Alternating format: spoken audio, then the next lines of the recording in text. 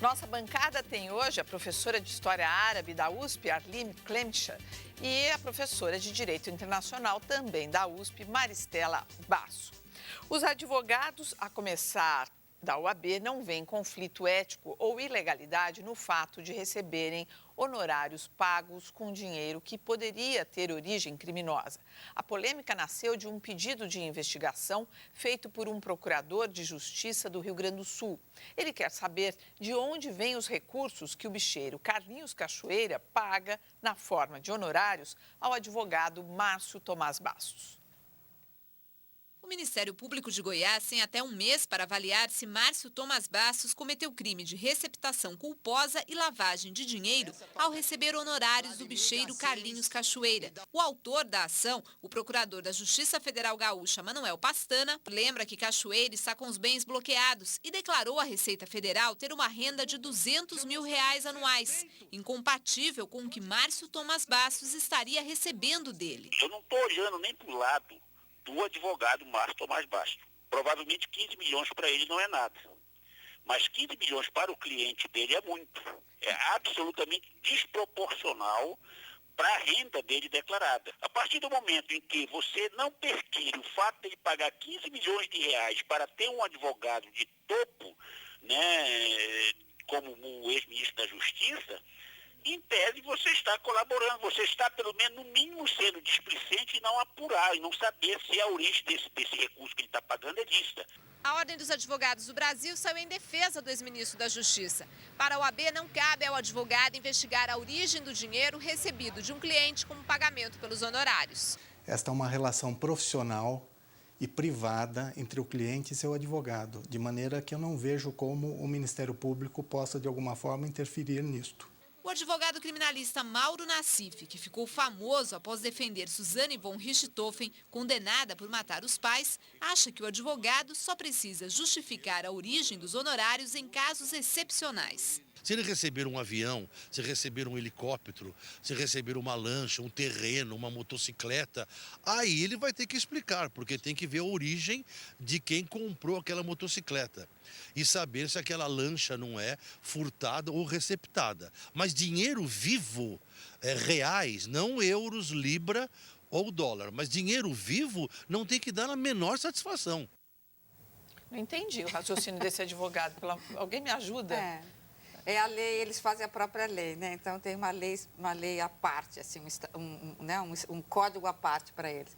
A matéria deixa muito clara, o Ministério Público quer saber de onde veio o dinheiro do Cachoeira para pagar o Márcio Tomás Bastos, já que ficou claro e ficou público que ele vai pagar 15 milhões de reais. Então, se a declaração do imposto dele, de renda, revela que ele ganha bem menos por ano, de onde vem o recurso para pagar o advogado? Então, é lícito, é correto que o Ministério Público se preocupe com isso. Outra coisa é, se o ex-ministro, advogado, Márcio Tomás Bastos, concorda em receber esse dinheiro, cuja origem é duvidosa, e que é um dinheiro que não vem talvez nem via banco, mas vem em caixas, em malas, em envelopes, se ele quer receber. Então, o que a Corporação dos Advogados está dizendo? Olha, o advogado não tem nada a ver de onde vem o dinheiro do cliente, ele tem que defender o cliente. Quer dizer, juridicamente, não. Então, mas são duas coisas que eu gostaria de aqui conversar com vocês. Primeiro, é diferente de um carro roubado? Vamos supor que esteja ali comprovado que o dinheiro que o Carlinhos usa para pagar as suas despesas é um dinheiro de origem ilícita. Mas nós sabemos que é de origem ilícita, então, né? Aí é o seguinte, é crime. Quer dizer, crime não. É mais uma questão moral. É imoral, né? O advogado não roubou, mas ele está recebendo de quem teria roubado, está recebendo como uma contrapartida do trabalho que ele fez correta, lícita, legalmente. Então, isso, juridicamente, não há nenhum impedimento para que o profissional receba. Assim mesmo o dentista, poderia ser o farmacêutico que aplicou a injeção, poderia ser a copeira em casa que fez a limpeza. A questão é se é moral, se é ético, se é correto, sobretudo porque a sociedade sabe de onde vêm esses recursos, né? Ou tem uma ideia de onde vem. É justamente uma questão ética, ou seja, toda pessoa tem direito à defesa. Agora, nesse caso, e esse caso chamou atenção porque os números, né, as cifras fogem de todo o plausível, né, o aceitável, e, portanto, sim, coloca uma questão ética que eu acredito que deve ser, sim, investigada e como está fazendo o Ministério Público, né? Uhum. É a função dele, né? Quer dizer, não tem diferença ali, como disse o nosso advogado, o entrevistado, que ele diz, é diferente de você receber um helicóptero ou ler uma mala cheia de dinheiro. Eticamente, né? não. O bem pode ser Eticamente, é a mesma móvel, coisa. imóvel, intangível, quer dizer, o bem é o bem. Porque essa semana o advogado Márcio Tomás Bastos teve até a iniciativa de escrever um artigo na Folha de São Paulo, dizendo que todo mundo tem direito à defesa. Sim, mas ele pode ser defendido pelo Estado também, se ele quisesse, se ele não tivesse condições de pagar, não é isso. Direito de defesa tem, mas como que ele está pagando com recursos que não são comprovados? Essa é uma questão do profissional com a sua consciência, né? Do profissional com a sua alma, com os seus botões, né? Quando ele vai pela manhã, escovar os dentes, com o seu espelho. Então, a gente não pode... Claro que o Márcio Tomás Bastos, qualquer um pode. Né? Pois é, a CPI do Cachoeira decidiu convocar os governadores Marcondes Perillo, de Goiás, e Agnello Queiroz, de Brasília, para depor. Mas, como estava escrito lá no celular do deputado Cândido Vacareza, lembra? O governador do Rio, Sérgio Cabral, foi poupado. Se fazerem acordos. A sessão de hoje da CPI do Cachoeira começou ouvindo o silêncio de Gleibe Ferreira, auxiliar direto do bicheiro, e de Cláudio Abreu, diretor regional da empreiteira Delta. Vou me reservar no direito constitucional de me manter em silêncio. Senhor presidente, Daí em diante foram 2 horas de muito barulho em torno do depoimento de 3 governadores. O tucano Marconi Perillo, de Goiás, que vendeu uma casa para a Cachoeira e teria empregado no governo pessoas indicadas pelo bicheiro, foi convocado por unanimidade. O petista Agnello Queiroz, governador do Distrito Federal, que teve alguns assessores grampeados pela Polícia Federal quando negociavam com Cachoeira, foi convocado por 16 votos a 12. Já o governador do Rio de Janeiro, Sérgio Cabral, suspeito de favorecer a empreiteira Delta nos contratos de obras, ficou livre de depor por 17 a 11. Na realidade, a decisão de hoje já estava anunciada em 18 de maio, no celular do deputado petista Cândido Vacareza. Não se preocupe, você é nosso e nós somos teu, torpedeou Vacareza num português bem peculiar para o governador Sérgio Cabral. Bom, nada a falar sobre esse caso de amor, vamos em frente?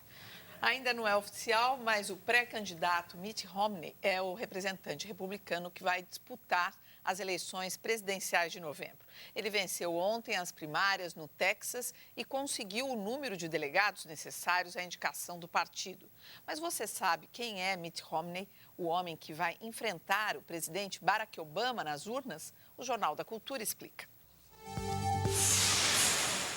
Willard Mitt Romney, de 65 anos, nasceu em Michigan. É um homem rico com um patrimônio de 200 milhões de dólares. É casado há 40 anos, tem 5 filhos e 16 netos. É formado em Direito e Administração pela Universidade de Harvard. Virou um executivo de sucesso numa empresa de consultoria americana e desenvolveu sua ligação com a religião Mormon. Em 2002, organizou os Jogos Olímpicos de Inverno de Salt Lake City e teve as portas abertas para a vida pública. Um ano depois, Romney foi eleito governador de Massachusetts. Desistiu da reeleição para tentar a presidência do país, mas em 2008 perdeu a vaga republicana para o candidato John McCain. De volta à disputa em 2012, foi chamado de playboy e sem carisma. O conservador foi acusado de trocar de opiniões diversas vezes. Mesmo assim, conquistou os eleitores republicanos. A oficialização da candidatura só vai acontecer em agosto. Bom, eu gostaria de propor aqui para vocês, quer dizer, nesse caso a gente tem acompanhado aí Isso seria um resultado da valorização do dólar no país, que acumula alta próxima de 7%. Então, eu acho que não tem muita novidade, mas como, olhando assim para o mundo, qual a avaliação que vocês fazem sobre as novas lideranças que surgiram? Tem aí na França. Jornal da Cultura, apoio Crédito Bradesco, presença para... O novo presidente, que é o Hollande. Enfim, qual a avaliação que vocês fazem sobre os novos líderes aí que o mundo está recebendo? Em primeiro lugar, que diante da crise econômica, o mundo se torna cada vez mais político. Ou seja, a gente vai ver campanha, por exemplo, nos Estados Unidos, e vimos na França, campanhas que se caracterizam por um forte debate político, colocar o político de volta em primeira instância. Quer dizer, aqui nos Estados Unidos, a gente vai ver uma campanha polarizada, né? Entre um extremamente conservador, Mitt Romney, e um Obama, que representa ele mesmo, um homem negro, imigrante. Isso com consequências para a política externa, que Obama mudou muito pouco, na verdade, em conteúdo, ela continua muito similar ao que era na época anterior do Bush, mas uma ideia de tornar esse debate entre ideias, entre visão de mundo, concepção de sociedade, palco desse debate.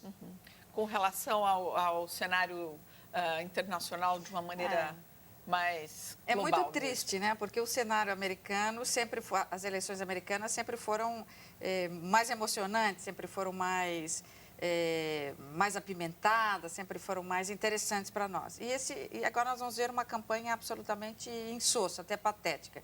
O principal item do currículo do Mitt Romney é o fato de que ele organizou os Jogos de Inverno no estado onde se tornou governador. Então, é um candidato à moda antiga, quer dizer, um homem muito retrógrado, com ideias antigas, quer dizer, ele não vai mexer nem um pouco essa campanha.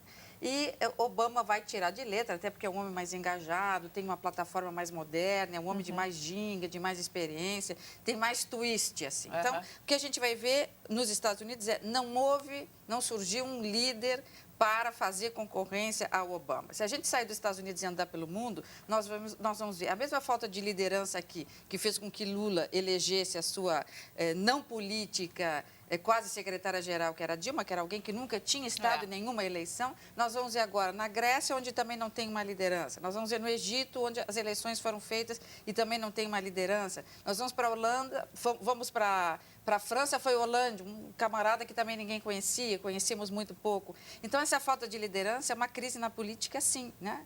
Os políticos deixaram de ser políticos, deixaram de ter um papel importante de encontrar respostas para os nossos problemas e passaram a especular. E nessa especulação perderam força. Veja, na verdade, não muito, Maristela, na medida em que a gente está vendo na Grécia, por exemplo, uma extrema esquerda, uma esquerda que sequer comunista, é trotskista, crítica do comunismo, chegar com chances nas próximas eleições. Aliás, uma polarização que vem se construindo à medida que a crise vai se aprofundando. Então, mesmo que o Mitt Romney, de fato, tenha essas características que você salientou, ele também traz reivindicações opostas àquilo que Obama representa, queira ele ou não queira a essa altura. Mas isso ele tem que trazer, né? Ele tem que trazer essa plataforma. Então, a gente tem essa polarização que obriga a política a entrar em cena, pular em cena, até mesmo para dar respostas que a crise não consegue responder. Pois é, mas a questão que fica é, nesse vácuo, nós vamos andar para frente, quer dizer, nós vamos correr para frente, nós vamos evoluir, ou nós vamos dar alguns passos para trás e estagnar? Porque na medida em que você tem um candidato que vem trotskista ou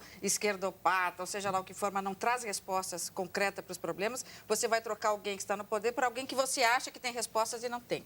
Bom, geralmente as trocas são só sempre apostas, né? Olha, só para, antes de virar o bloco, tem uma pergunta aqui. O advogado Márcio Tomás Bastos estaria sendo conivente com lavagem de dinheiro, na medida que ele recebe o dinheiro dos honorários do Carlinhos Cachoeira?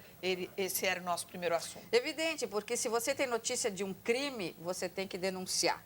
Se eu tenho notícia de um crime, se eu vejo a minha vizinha apanhando do marido, a criança, o filho sendo ameaçado, ser viciado ou estuprado, eu tenho que denunciar, senão eu sou copartícipe, sim. Então, claro que tem que denunciar. Se nós estamos falando no mundo do dever ser, sim. Então, ele seria conivente. Tá certo, então. Tanto é ladrão aquele que entra no apartamento e rouba, como aquele que segura a escada embaixo, né? Entendi. Então, qual é a diferença daquele que segurou? Não, eu só segurei a escada para ele subir. Bom, tá. Aí responde da sua pergunta, Rodrigo. A seguir, armados pelo Ocidente, rebeldes sírios fazem ultimato por cessar fogo. E mais, os professores sem diploma, mas com muita vontade de ensinar.